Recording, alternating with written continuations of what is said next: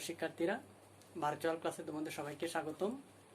আশা করি করোনার সময় তোমরা বাসায় নিরাপদে আছো। আমি রুবেল স্যার তোমাদের ফিনান্স অ্যান্ড ব্যাংকিংয়ের ক্যাপিটাল বাজেটিং নিয়ে আলোচনা করছিলাম। এর এই ধারাবাহিকতায় আজকেও আমি তোমাদের সামনে একটি গাণিতিক সমস্যা নিয়ে হাজির হয়েছি। আশা করি এই গাণিতিক সমস্যাটি তোমরা ভালো করে মনোযোগ সহকারে ভিডিওটি দেখলে আমরা কিভাবে সমস্যার সমাধান করি, বিশেষ করে বিভিন্ন খরচ থাকলে আমরা কিভাবে পিবিপি এবং কিভাবে এআরআর নির্ণয় করব তা নিয়ে আজকে আমরা আলোচনা করব। ভিডিওটি তোমরা মনোযোগ সহকারে দেখো। আমি তোমাদের বোঝার সুবিধার্থে এখানে একটি উদ্দীপক আমি দিয়েছি, তোমরা একটু খেয়াল করে দেখো। উদ্দীপকে বিনিয়োগ দেওয়া আছে, মনে করি আমরা বিনিয়োগ 50,000 দেওয়া আছে, বিক্রয় 3 বছরের দেওয়া আছে, আমরা কম করে নিলাম। এখানে বিক্রয় প্রথম বছর মনে করি 80,000, দ্বিতীয় বছর 90,000, তৃতীয় বছর 40,000 এবং বিভিন্ন ধরনের খরচ, যেমন প্রতি বছর অবচয় ধরা হবে 20,000, স্থায়ী খরচ ধরা হবে 25,000, চলতি খরচ বিক্রয়ের 20% অর্থাৎ 20% এবং কর যদি ইনকাম হয় বা লাভ হয় তবে সেই ক্ষেত্রে কর হবে অর্থাৎ ট্যাক্স দিতে হবে 25%। আমাদের মূল আলোচনার বিষয় হবে এই ধরনের খরচ থাকলে আমরা কিভাবে সমন্বয় করে এআরআর অর্থাৎ অ্যাকাউন্টিং রেট অফ রিটার্ন বা গড় মুনাফার হার আমরা নির্ণয় করব এবং কিভাবে পিবিপি অর্থাৎ পে ব্যাক পিরিয়ড নির্ণয় করব। তো শিক্ষার্থীরা, আমরা দেরি না করে আমাদের মূল আলোচনায় চলে যাই। এই ক্ষেত্রে আমরা যে এআরআর বা পিবিপি নির্ণয় করব সেই ক্ষেত্রে আমাদেরকে একটি সারণী তৈরি করতে হবে। তো কিভাবে আমরা সারণী তৈরি করব এর ক্লাসেও আমরা দেখিয়েছি, আজকেও তোমরা আবার দেখো। আমরা সারণী লিখব। এই সারণী তৈরির মাধ্যমে আমরা এআরআর এবং পিবিপি নির্ণয় করতে পারবো। তো প্রথমে আমাদের টার্গেট থাকবে এআরআর নির্ণয় করা। তাহলে আমরা একটা সারণী তৈরি করি।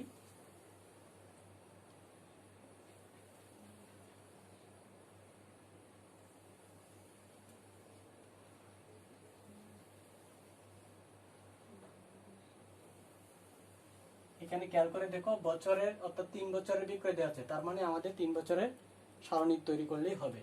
প্রথমে আমরা সারণীতে লিখবো বছর বছর বছর তাহলে প্রথম বছর বা 1 বছর, দ্বিতীয় বছর এবং তৃতীয় বছর। তারপরে লিখবো আমাদের বিক্রয় বিক্রয় অর্থাৎ মুনাফা বিক্রয়। বিক্রয় এখানে 3 বছরের বিক্রয় দেওয়া আছে। প্রথম বছরের বিক্রয় 80,000, দ্বিতীয় বছরের বিক্রয় 90,000, তৃতীয় বছরের বিক্রয় 40,000 আমরা লিখলাম। তারপরে আমাদের খরচ সমন্বয় করতে হবে, অর্থাৎ প্রথমে কি খরচ দেওয়া আছে অবচয়, অর্থাৎ প্রতি বছর অবচয় ধরতে হবে, সেই অবচয়টা আমরা লিখবো এখানে।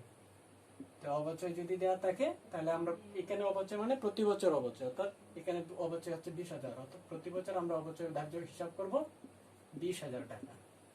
প্রথম বছর 20,000, দ্বিতীয় বছর 20,000, তৃতীয় বছর 20,000। প্রিয় শিক্ষার্থীরা, এরপর আমাদের স্থায়ী খরচ হচ্ছে 25,000। স্থায়ী খরচ মানে প্রতি বছরে এটা খরচটা ফিক্সড, অর্থাৎ এখানে আমাদের 25,000 টাকা ধার্য করতে হবে বা হিসাবভুক্ত করতে হবে। স্থায়ী খরচ, স্থায়ী খরচ কত ধরতে হবে?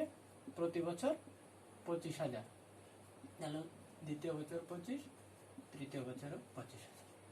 এরপরে আসছে যে চলতি খরচ। চলতি খরচ এখানে বলা হচ্ছে অর্থাৎ ভেরিয়েবল কস্ট বিক্রয়ের 20%, অর্থাৎ যত বিক্রয় হবে তার 20% চলতি খরচ ধরতে হবে, অর্থাৎ ভেরিয়েবল কস্ট হচ্ছে 20%, বিক্রয়ের 20%। তাহলে আমরা চলতি খরচ লিখি, চলতি খরচ এখানে বলা আছে 20% বা 20%, আমরা 20% লিখেও দিলাম। এখন দেখো, এই যে প্রথম বছর বিক্রয় ছিল 80,000, তার উপরে 20% যদি আমরা চলতি খরচ হিসাব করি অর্থাৎ ভেরিয়েবল কস্ট ধরি, তাহলে কত হবে? তোমরা একটু ক্যালকুলেটর নিয়ে বসবে এবং সাথে সাথে ক্যালকুলেশন করবে।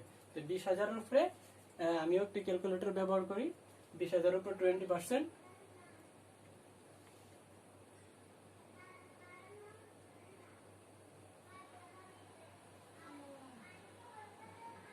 16,000।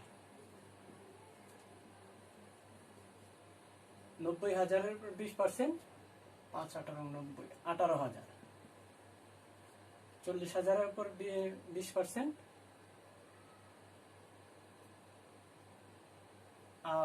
8,000। তোমরা ক্যালকুলেটর ইউজ করবে। চলতি খরচ আমাদের নির্ণয় করা শেষ।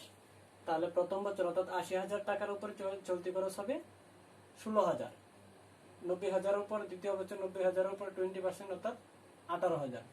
তৃতীয় বছর 40,০০০, তার উপর 20% চলতি খরচ ধরলে হবে 8,০০০। এরপর আমাদের কি নির্ণয় করতে হবে? যদিও এখানে এই অবচয় আমরা হিসাবভুক্ত করলাম, স্থায়ী খরচ হিসাবভুক্ত করলাম, চলতি খরচ হিসাবভুক্ত করলাম, ট্যাক্স রয়েছে, কিন্তু ট্যাক্সটা আমরা এখনই হিসাবভুক্ত করব না। এর আগে আমাদেরকে আরেকটি কলাম এখানে নির্ণয় করতে হবে, আর সেটি হচ্ছে কর পূর্ব মুনাফা। কর পূর্ব মুনাফা অর্থাৎ কর বা ট্যাক্স ধরার আগে আমাদের যে মুনাফাটা হবে সেটা এখানে আমাদের নির্ণয় করতে হবে। তাহলে ট্যাক্স ধরার আগে আমাদের কত পরিমাণ মুনাফা হবে সেটা আমরা কিভাবে হিসাব করবো একটু খেয়াল করো। আমাদের প্রথম বছর বিক্রয় হচ্ছে ৮০,০০০, তার মধ্যে খরচ হচ্ছে ২০,০০০, স্থায়ী খরচ ২৫,০০০ এবং চলতি খরচ হচ্ছে 16,০০০। তাহলে এই তিনটা খরচ যদি আমরা সরাসরি বিয়োগ করি, ৮০,০০০ থেকে ২০,০০০ বিয়োগ হবে, ২৫,০০০ বিয়োগ হবে, 16,০০০ বিয়োগ হবে। তোমরা ক্যালকুলেটরে হিসাব করো, আমিও একটু হিসাব করছি। অর্থাৎ 19,০০০ কর পূর্ব মুনাফা হবে 19,০০০, অর্থাৎ ৮০,০০০ থেকে এগুলো বিয়োগ করলে 19,০০০ হবে। ঠিক সেইভাবেই আমরা কর পূর্ব মুনাফা নির্ণয় করবো দ্বিতীয় বছরে। দ্বিতীয় বছরের কত হবে? দ্বিতীয় বছরের হবে ২৭,০০০। তৃতীয় বছর কত হবে এখানে খেয়াল করো। তৃতীয় বছরে আমার টোটাল বিক্রয় ছিল ৪০,০০০, কিন্তু খরচ ছিল ২০,০০০ অবচয়, ২৫,০০০ স্থায়ী খরচ এবং চলতি খরচ ৮,০০০। এখানে দেখা যাচ্ছে খরচের পরিমাণ বেশি। তাহলে খরচের পরিমাণ যদি বেশি হয়, বিক্রয় যদি কম হয়, তাহলে সেটা আমাদের মুনাফা হবে না, বরং কি হবে? লস হবে বা ক্ষতি হবে। তাহলে তৃতীয় বছর আমাদের কত ক্ষতি হয়েছে সেটা আমরা এখন ক্যালকুলেশন করব। মূলত ১৩,০০০ টাকা ক্ষতি। তাহলে এই ১৩,০০০ টাকা ক্যালকুলেশন সব ক্যালকুলেটরের সাহায্যে হিসাব করবে। তাহলে আমরা হয়তো এখানে মাইনাস চিহ্ন দিয়ে রাখতে পারি, অথবা আমরা ব্র্যাকেট চিহ্ন দিয়ে বোঝাতে পারি যে এটা ক্ষতি, অর্থাৎ ১৩,০০০ টাকা আমার ক্ষতি হয়েছে তৃতীয় বছরে। এরপরে আমাদের যে কলামটা লিখতে হবে সেটা হচ্ছে কর বা ট্যাক্স, অর্থাৎ সরকারকে যে ট্যাক্স দিতে হবে কত পার্সেন্ট বলছি, যে কর বলা আছে 25%, অর্থাৎ নিট মুনাফার উপর 25% সরকারকে ট্যাক্স দিতে হবে বা কর দিতে হবে। তাহলে এখানে করের পরিমাণ হবে কত? আমরা কর লিখে 25% লিখে দিলাম। এখানে আমরা ট্যাক্সের টাকাটা লিখবো। তাহলে ট্যাক্স কার উপর ধরা হয়? মূলত কি বিক্রয়ের উপর, নাকি কর পূর্ব যে মুনাফা খরচগুলো বাদ দেওয়ার পর যা থাকবে তার উপর? হ্যাঁ, বিক্রয়ের উপর অবশ্যই ট্যাক্স ধরা হয় না বা হবে না। বিক্রয় থেকে যাবতীয় খরচ বাদ দেওয়ার পর যা থাকবে, অর্থাৎ কর যোগ্য মুনাফা বা কর পূর্ব মুনাফা, সেই মুনাফার উপরে কর ধরতে হবে বা ট্যাক্স ধরতে হবে। তাহলে এখন 19,০০০ টাকার উপরে যদি আমরা 25% ট্যাক্স ধরি বা কর ধরি, তাহলে কত আসে কর? ক্যালকুলেটর হিসাব করে দেখো, ৪,৭৫০ টাকা। ৪,৭৫০ টাকা। ২৭,০০০ টাকা যে কর পূর্ব মুনাফা ছিল, তার উপর 25% ট্যাক্স ধরলে কত হয়? ৬,৭৫০ টাকা।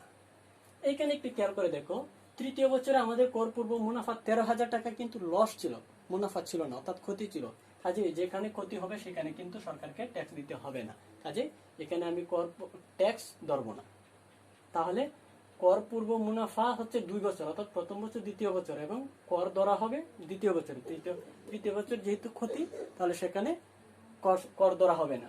এরপরে আমরা লিখবো কর পরবর্তী মুনাফা বা প্রফিট আফটার ট্যাক্স। কর পরবর্তী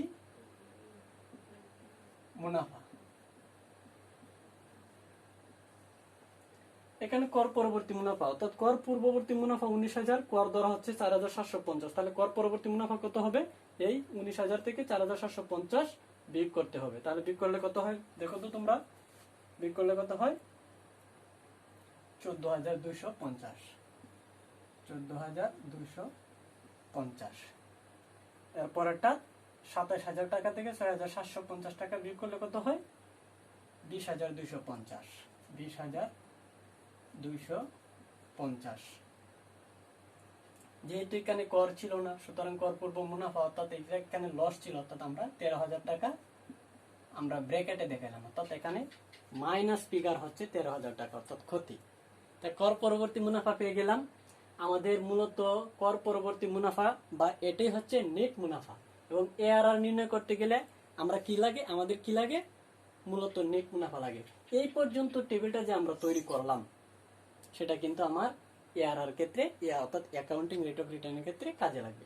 আমি আবার একটু বলছি, এখানে আমরা উদ্দীপকে দেওয়া হচ্ছে বছর, বিক্রয় দেওয়া আছে 3 বছরের বিক্রয় দেওয়া আছে, আমরা লিখলাম অবচয় দেওয়া আছে প্রতি বছর, তো প্রতি বছর অবচয় আমরা লিখলাম 20,000, স্থায়ী খরচ উল্লেখ আছে প্রতি বছর 25,000, অর্থাৎ স্থায়ী খরচ আমরা 25,000 লিখলাম।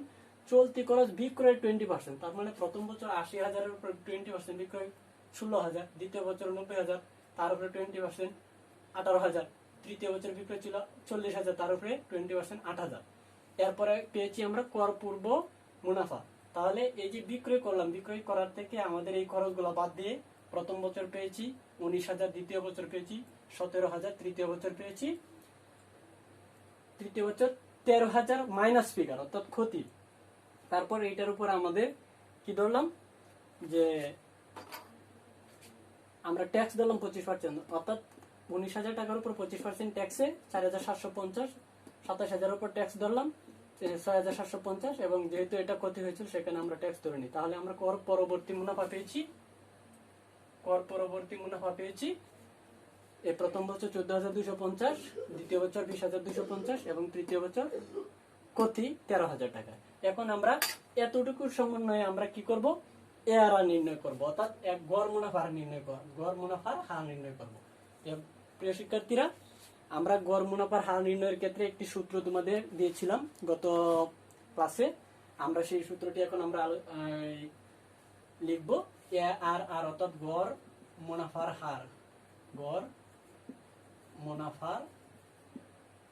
হার সমান, উপরে ছিল গড় নেট মুনাফা, নিচে ছিল গড় বিনিয়োগ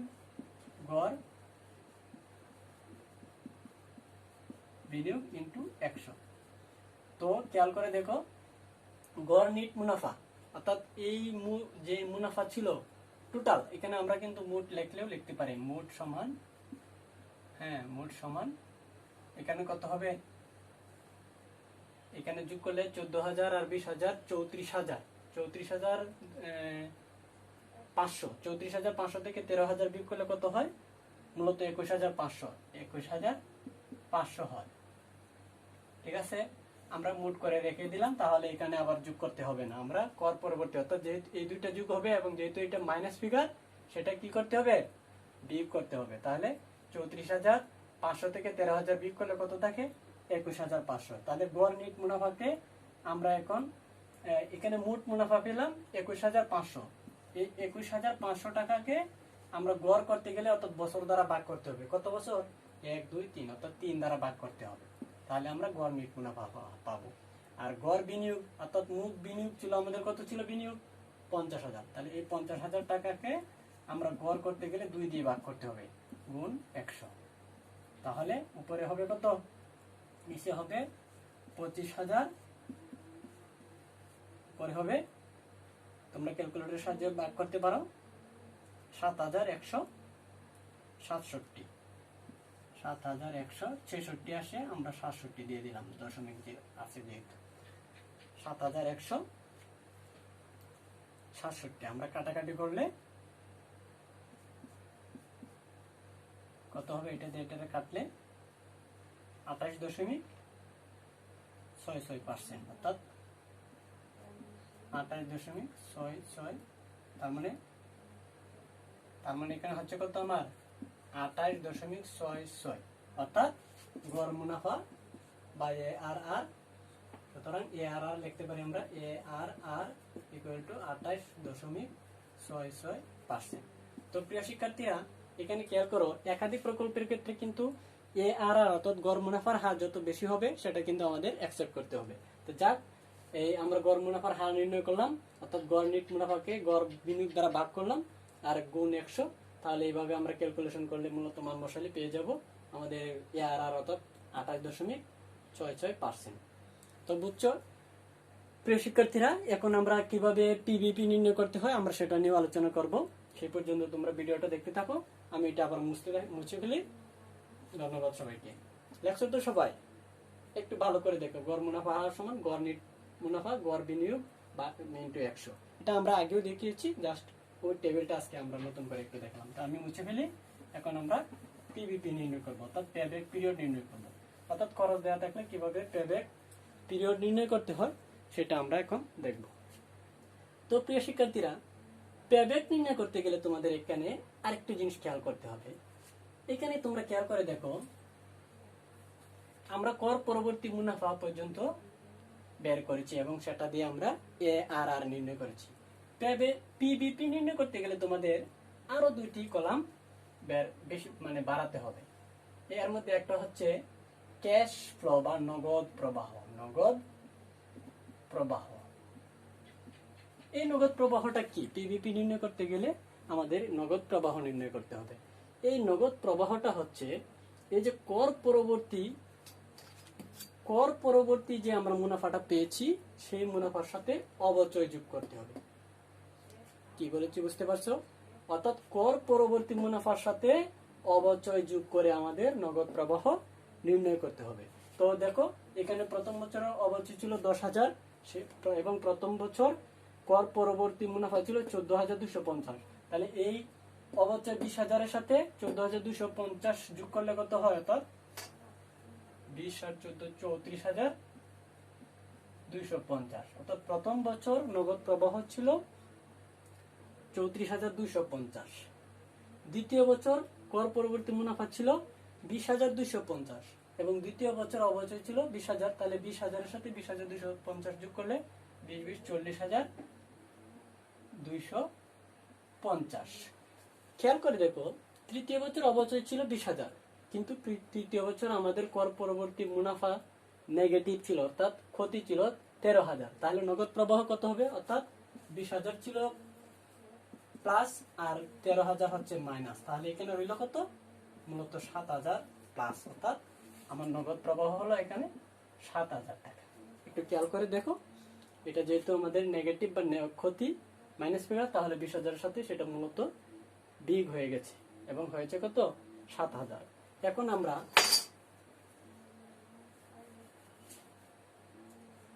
কি নির্ণয় করব? পিবিপি নির্ণয় করতে গেলে আমাদের ক্রমযোজিত নগদ প্রবাহ নির্ণয় করতে হয়। তোমরা জানো, এর আগেও আমরা পিবিপি নির্ণয় করেছি এবং ক্রমযোজিত নগদ প্রবাহ আমরা নির্ণয় করেছি। এখন আমরা এখানে লিখব ক্রমযোজিত নগদ প্রবাহ। ক্রমযোজিত নগদ প্রবাহ। তো ক্রমযোজিত নগদ প্রবাহ কিভাবে নির্ণয় করতে হয় সেটাও তোমরা জানো। আমরা একটু লিখে দেই, 34,250। 34,250 এর সাথে আবার যোগ হবে 40,250। তাহলে কত হবে? 74,500। 74,500। তার সাথে আরো যোগ হবে 7,000। তাহলে কত হবে? 81,500। তোমরা ক্যালকুলেটরের সাহায্যে সবসময় হিসাব করবে।